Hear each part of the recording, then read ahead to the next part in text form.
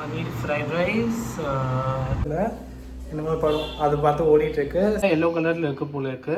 நேற்று தான் இந்த பன்னீரையும் நான் செஞ்சேன்.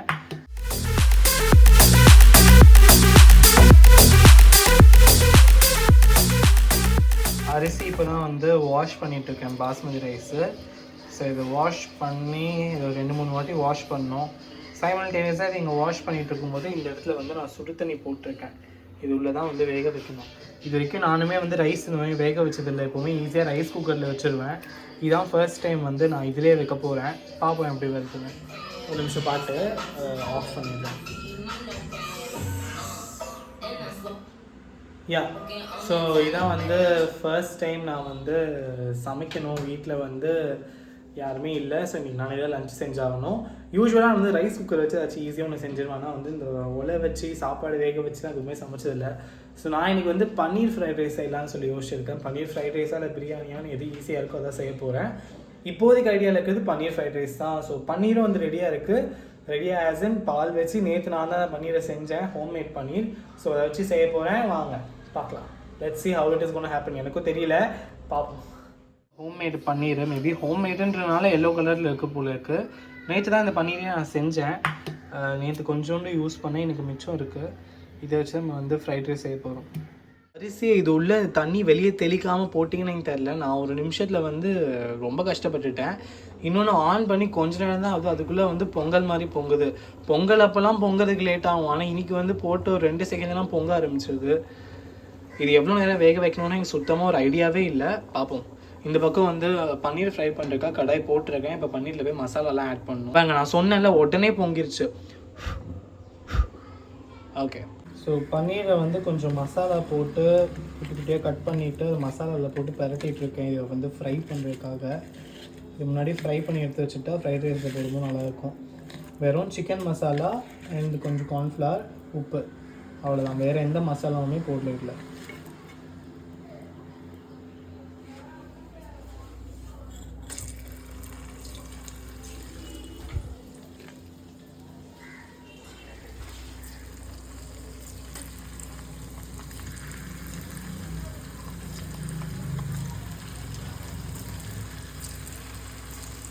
சமைச்சிட்ருக்க. இந்த பக்கம் நெட்ஃப்ளிக்ஸில் ஏதோ புதுசாக படம் வந்திருக்கான். ஸ்ரீகாந்த் ஜோதிகா தான் நடிச்சிருக்காங்க. படம் பேர் கூட தெரில, என்னமோ படம். அது பார்த்து ஓடிட்டுருக்கு. சாப்பிட்டுட்டே பார்க்கலான்னு சொல்லி ஆன் பண்ணி வச்சுருக்கேன். ஸோ சாப்பாடு ஓரளவுக்கு வெந்திருக்கு. இப்போ பன்னீரும் நல்லா ஃப்ரை ஆகிட்டுருக்கு. இதுக்கு வந்து இந்த கேபேஜ் ஆனியன்லாம் போட்டு தான் ஃப்ரைட் ரைஸ் பண்ணோம். ஸோ ஃப்ரிட்ஜில் என்ன இருக்குன்னு பார்க்கலான்னு சொல்லி ஃப்ரிட்ஜுக்குள்ளே போனேன். ஃப்ரிட்ஜுக்குள்ளே பார்த்தா நல்லா தேடி பார்த்ததில் கொஞ்சம் வெஜிடபிள்ஸ் இருந்துச்சு. கிடச்ச எல்லாத்தையும் கையில் எடுத்துகிட்டு இதெல்லாம் யூஸ் பண்ணிக்க வேண்டியதான்னு சொல்லி அதெல்லாம் எடுத்துக்கிட்டேன். இப்போ இது எல்லாத்தையும் நல்லா ஃபைனாக சாப் பண்ணி ஃப்ரைட் ரைஸ் சென்டருக்கு இதெல்லாம் எடுத்துகிட்டு போகணும். கஷ்டப்பட்டு இது மாதிரி கவுத்துருக்கேன். ஸோ இங்கே வந்து ஆனியன் அண்ட் கேபேஜ் வந்து கட் பண்ணியிருக்கேன். இப்போ இது வந்து கடையில் போட்டுக்கணும்.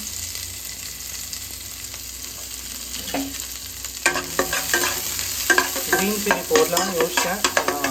வேணாம், கொஞ்சம் காரமே இல்லாமல் கம்மியாகவே பண்ணுவோம்.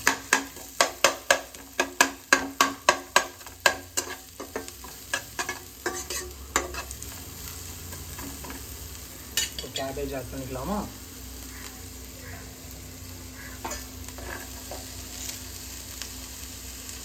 கேபேஜ் பார்க்க நிறைய இருக்கும். லைட்டாக நம்ம வதக்கின உடனே எல்லாமே காணாமல் போயிடும்.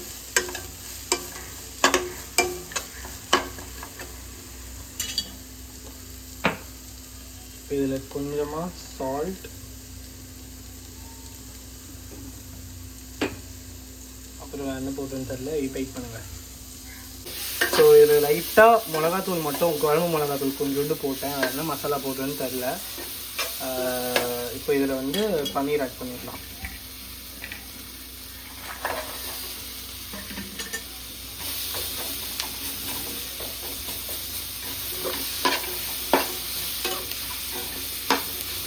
நான் பாட்டு அவசரமாக இங்கே வந்து இதில் பன்னீர், முட்டைக்கோஸ், வெங்காயம் எல்லாத்தையும் ஆட் பண்ணிட்டேன். நாங்கள் சாப்பாடு வந்து என்ன ஆச்சுன்னே தெரில. இதோட சிச்சுவேஷன் வேறு இப்போ செக் பண்ணோம்.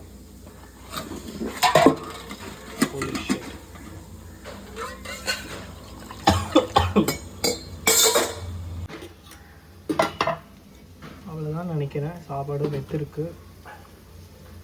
தண்ணி எல்லாமே இங்கே ட்ரெயின் ஆகிடுச்சு. சரி, ரைஸ் எடுத்து ஆட் பண்ணிடலாம். இப்போது இந்த துணி சூடாக இருக்கே. எப்படியும் ஒரு கையில் மேனேஜ் பண்ணி கொஞ்சம் கொஞ்சமாக ரைஸ் இதில் ஆட் பண்ணியாச்சு.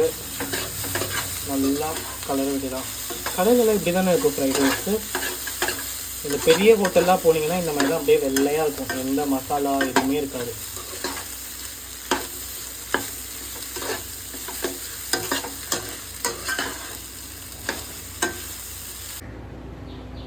ஸோ ரெடி ஆயிடுச்சு. இங்கே பாருங்கள், பார்க்க ஃப்ரைட் ரைஸ் மாதிரி இருக்கான்னு தெரியல, டேஸ்ட் பண்ணி பார்த்தா தான் தெரியும். Paneer fried rice. Okay, let's taste it.